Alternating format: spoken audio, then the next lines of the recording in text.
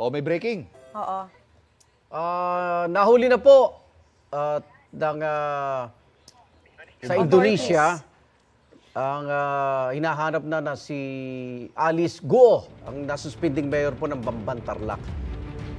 Maris, ikaw na magkwento. Kausap mo kanina si Kanina Gilbert lamang Cruz. nakausap natin na si PAOK Chief Gilbert Cruz at siya mismo ang nagkumpirma sa atin na bago mag alas 12 kaninang hating gabi ay naaresto na nga po itong si Alice Guo, ang dating Bamban na Tarlac Mayor sa Tangirang, Indonesia. Kinumpirma mismo ito ng Indonesian Immigration. Yun po yung source pero very limited pa lang po sa ngayon Labang ang impormasyong detalye. binigay nila sa atin. No? Pero kinumpirma niya positive, arestado na po si Alice Guo. Hawak na siya ng Indonesian authorities itong si Alice Guo.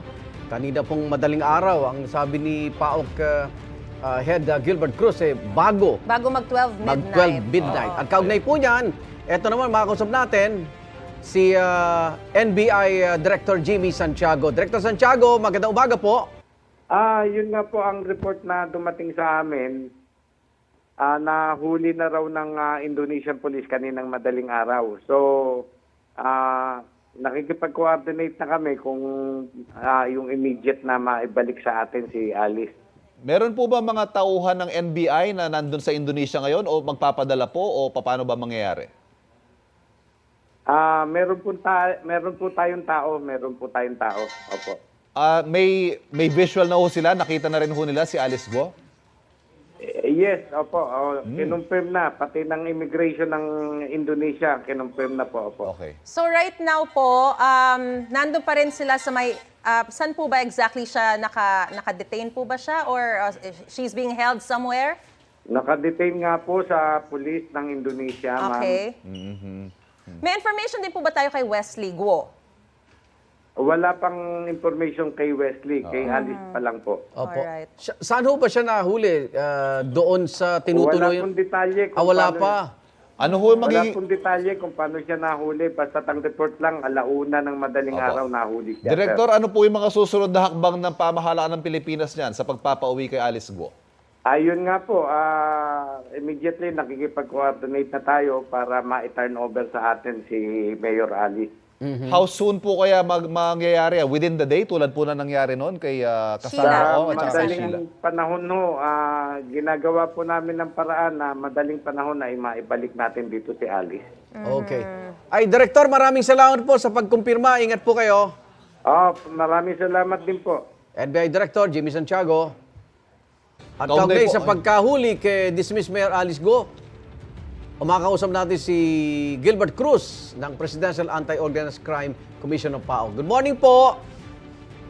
Yes, good morning. Igan, good morning. Good At sa mga morning. nakikinig Si at Maris nanonood at ng Ivan po programa kasama natin. natin. Opo.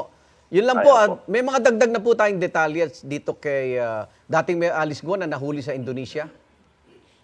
Hinihintay po namin yung official report, Igan, ano? But Oo. yun nga, initially, through yung mga coordination na ginawa natin, na-confirm naman po na hawak na po nila si former Mayor Alice Guo na nakuha po kanina ng immigration authorities ng Indonesia. Sa Indonesia. So- may report po ba kung ito ba'y kusa o nanlaban po ba o saan po ba? Bahay, kondo, hotel?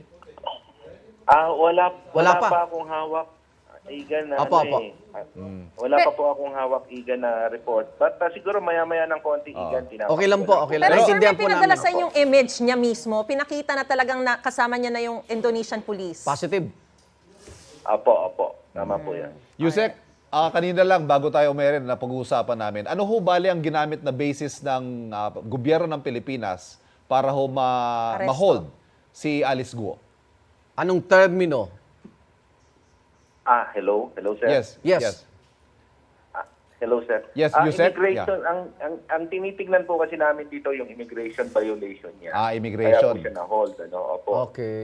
Ngayon, yung siguro pag na-turn over siya, i-apply na po natin yung warrant po na inisyu naman sa kanya ng ating Senado.